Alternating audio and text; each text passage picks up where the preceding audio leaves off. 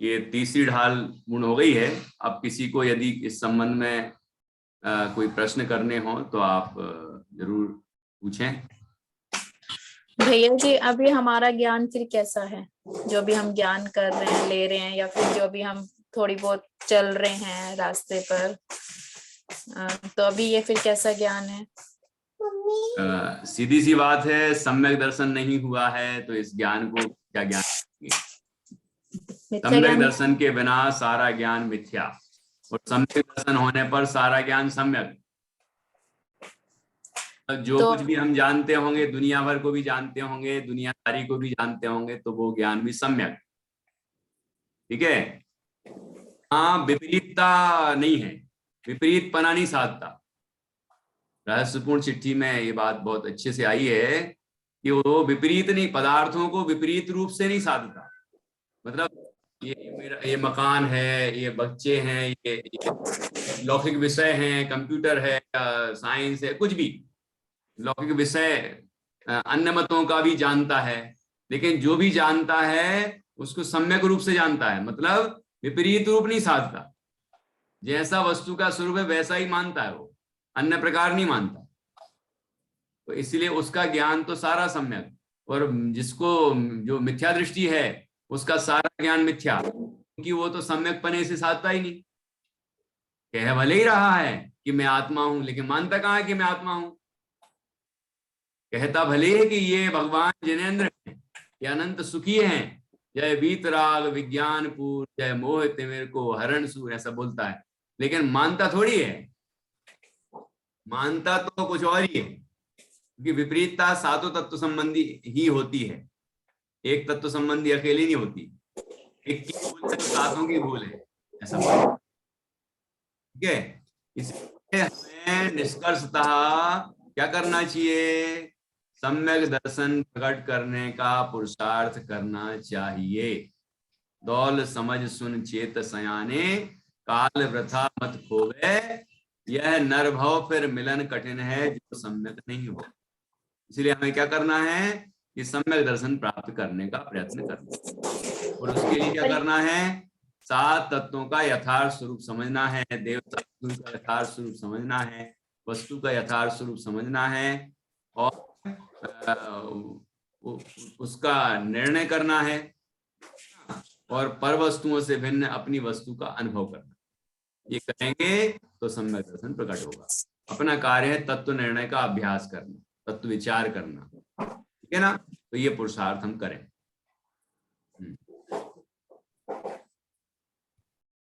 हाँ जी, दीपा जी क्या पूछ?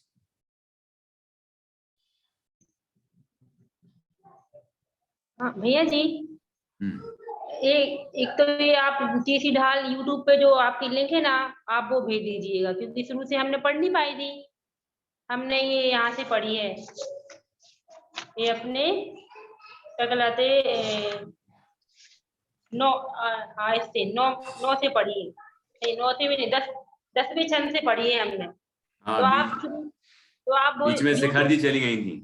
हाँ हाँ, नहीं पहले हम टीकमगढ़ गए थे, दूसरी ढाल भी हमें छूट गई है, टीकमगढ़ गए थे हम। ठीक है, ठीक।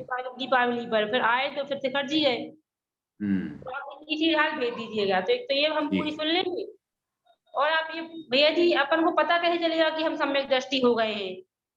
ये कैसे पता करें? हाँ, अच्छा प्रश्न है, अच्छा प्रश्न।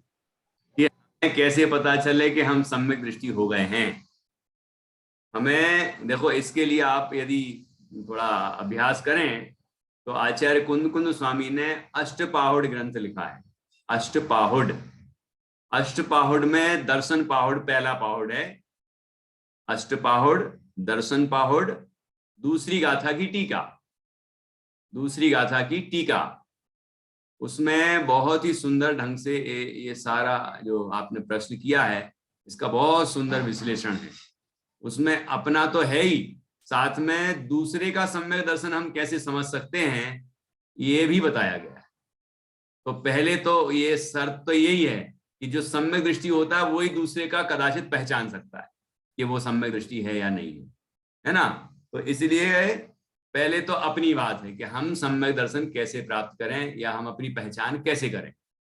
तो उसके 4 बाह्य चिन्ह दिए, है ना। सम्यक, क्योंकि उसमें लिखा है सम्यक दर्शन श्रद्धा गुण की पर्याय है और वह केवल ज्ञान गम्य है।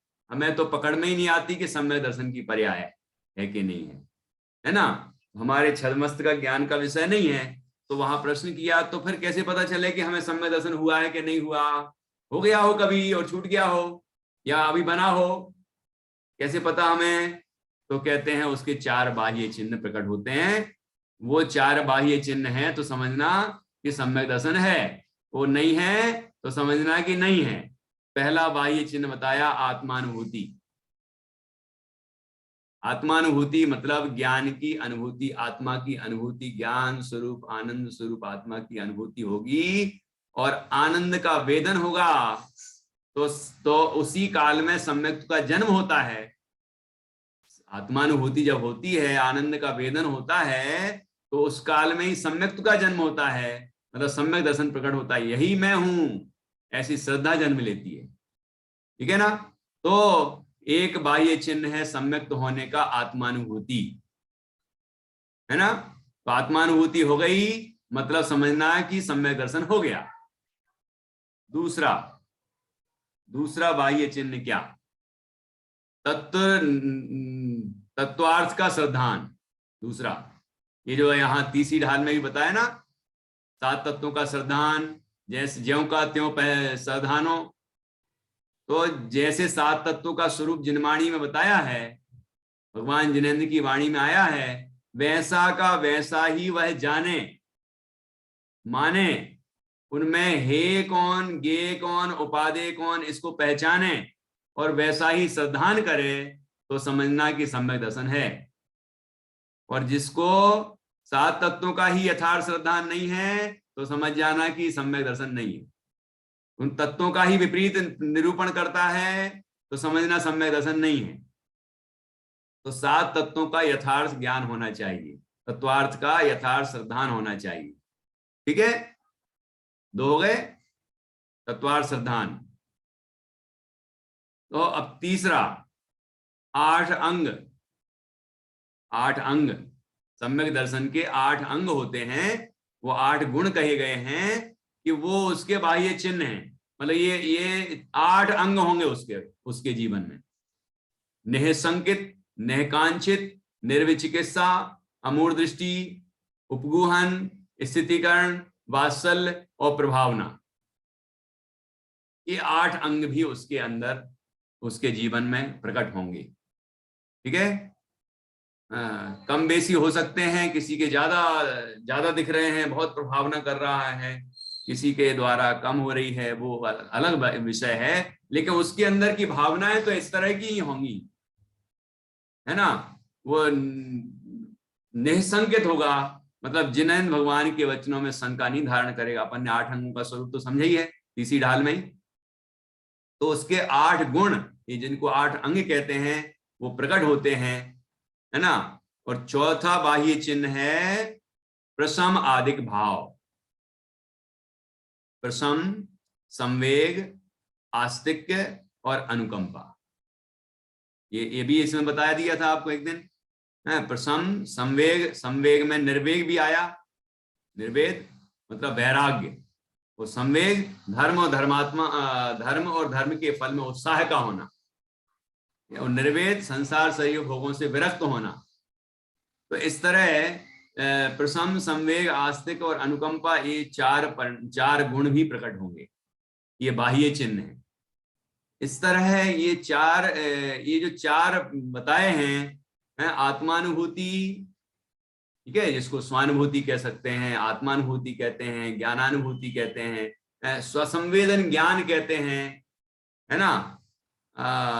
ये जो आत्मानुभव है, स्वानुभव है, ये पहला बाह्य चिन्ह है। बाह्य चिन्ह क्यों है? ये है तो आत्मा ही में प्रकट होने वाला, है ना, ज्ञान गुण का परिणमन है ये। लेकिन बाह्य चिन्ह क्यों? क्योंकि श्रद्धा गुण का परिणमन नहीं है ना, वो ज्ञान का है। तो आत्मा में ही होने पर भी वह आत्मा, वह श्रद्धा गुण की पर्याय नहीं है, वो ज्ञान और चारित्र गुण की पर्याय है। इसीलिए उसको बाह्य कहा, बाह्य चिन्ह। लेकिन ये चीज अनुभव में आती है, ये हमें अनुभव में आ सकती है। आत्मानुभूति हुई, आनंद का वेदन हुआ, अपूर्व आनंद आया, अतीन्द्रिय आनंद आया, निराकुल सुख मिला, ये चीज हमें स्पष्ट रूप से ख्याल में आती है। ये वेदन प्रत्यक्ष है ना, इसका वेदन हमें प्रत्यक्ष रूप से होता है। तो ये पहला बाह्य चिन्ह है। दूसरा तत्वार्थ का ज्ञान, श्रद्धान। तीसरा 8 अंग निसंकेत आदि। चौथा प्रसम आदिक भाव, प्रसम आदिक गुण। ऐसे 4 बाह्य चिन्ह होते हैं सम्यक दर्शन की पहचान के लिए। जिसमें ये सब बाह्य चिन्ह प्रकट होते हों तो समझना कि वो सम्यक दृष्टि है। मतलब ये स्वयं में ऐसे प्रकट होते हों तो समझना कि मैं सम्यक दृष्टि हूं, है ना। और नहीं प्रकट हुए हों तो प्रकट करने का उद्यम करना चाहिए। और दूसरे के कैसे पता चलेंगे?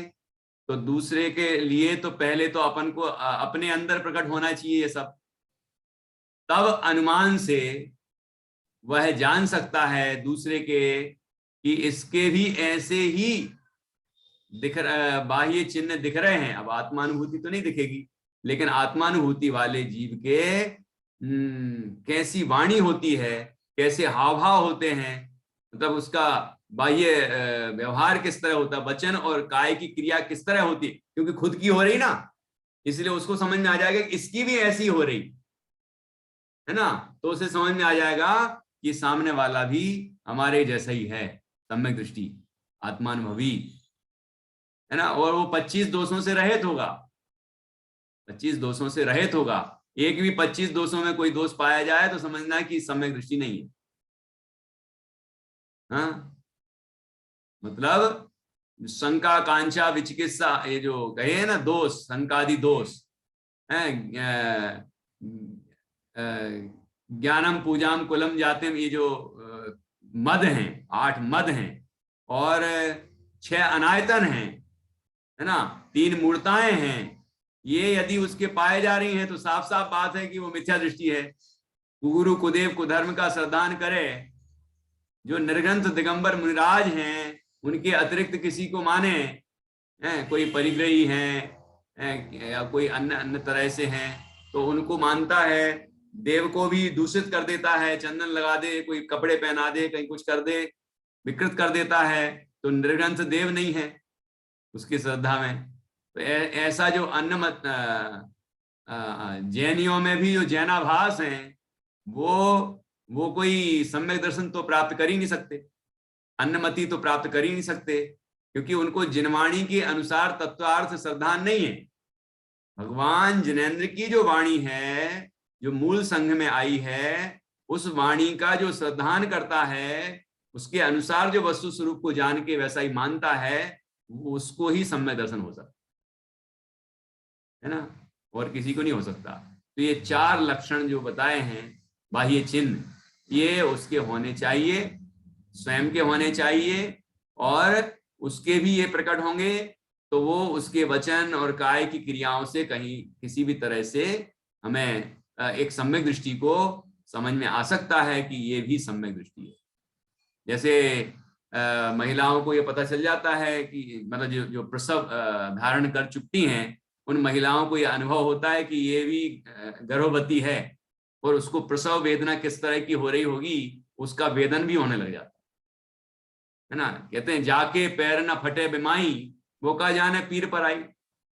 पैरों में बिमाई फटती है ना, तो जिसको फटती है उसको वो वेदना होती है, और जब दूसरे को ऐसे ही हो रहा हो तो उसे समझ में आता है कि भैया इसको कैसा वेदना हो रहा है। खुद को ही नहीं हुआ तो दूसरे को कैसे पता चलेगा? ऐसे ही खुद को सम्यक दर्शन नहीं होगा तो दूसरे का कैसे पता चलेगा? ये दूसरे का जानना क्यों जरूरी है? कि दूसरे का जानना इसलिए जरूरी है क्योंकि हम जब तक दूसरे का नहीं जानेगा तो पूजेगा कैसे दूसरे को? मतलब हमारे देव, हमारे गुरु, हमारे धर्म ये वीतरागी होते हैं। हमारे गुरु वो सम्यक दृष्टि होते हैं, रत्नत्रयवंत होते हैं, है ना। तो वो यदि ये नहीं समझ पाएगा कि ये ज्ञानी गुरु हैं, ये निर्ग्रंथ संत हैं, आत्मानुभवी हैं, है ना, तो फिर उनको पूजेगा कैसे, उनकी वंदना कैसे करेगा? तो उसके लिए ये जानना जरूरी है कि जो सामने पूज्य पुरुष हैं वो वाकई में पूजनीय हैं या नहीं है, मतलब उनके अंदर ये रत्नत्रय प्रकट हुआ है कि नहीं, सम्यक दर्शन हुआ है या नहीं, ये बात समझ में आना जरूरी है। अष्टपाहुड़ के दर्शन पाहुड़ की दूसरी गाथा की टीका में ये बात बहुत विस्तार से 10 पेजों में लिखी है, तो आप विस्तार से पढ़ेंगे तो आपको और अच्छा स्पष्ट होगा। दीपा जी को और कुछ पूछना है क्या? आपका हाथ अभी भी खड़ा हुआ है। अच्छा, अब पूछना तो भैया जी बहुत कुछ है, लेकिन समय हो गया ऐसा। अच्छा ठीक, तो नेहा जी को पूछने देते हैं, फिर कल पूछ लेना आप। और भैया सम्यक दर्शन का तो समझ में आ गया, तभी मुझे अपने ऊपर हो गया था डाउट कि हमें तो है ही नहीं सम्यक दर्शन दृष्टि जीव है ही। तो इससे पहले मुझे ये जानना है, आपने इससे पहले श्रावक का भी बताया था कि जो दिन से खाता है, मंदिर जाता है और पानी छान के पीता है, प्लस क्या थे वो त्याग थे ना 5, 8 मूलगुण होने चाहिए, 8 मूलगुण होने चाहिए, 3 मकारों का त्याग, 5 उदम्बर फलों का त्याग, हाँ, हिंसादि का त्याग, हाँ हाँ, तो ये पहले व्यसनों का त्याग और भी है। हाँ जी बोलिए।